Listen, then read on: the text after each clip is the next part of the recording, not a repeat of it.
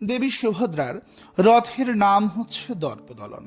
দেবগণ দেবীকে এই রথটি উপহার স্বরূপে প্রদান করেছেন। দেবী সুভদ্রার রথের রং হচ্ছে লাল আর কালো। দেবী দর্পদলনে বসেছেন। তার চাকার সংখ্যা 12 এবং তার কাষ্ঠ সংখ্যা 593। এই রথের উচ্চতা 42.3, এর দৈর্ঘ্য এবং প্রস্থ 31.6 বাই 31.6। এই রথকে রক্ষা করছে জয়া দুর্গা এবং এই রথের যিনি চালক বা যাকে আমরা ড্রাইভার বলি সেটি হচ্ছেন সুভদ্রার স্বামী অর্জুন। এই রথের পতাকার নাম নদম্বিকা। এই রথের 4 জন যে ঘোড়া, তারা ঘোড়া নয়, তারা নারী ঘোড়া।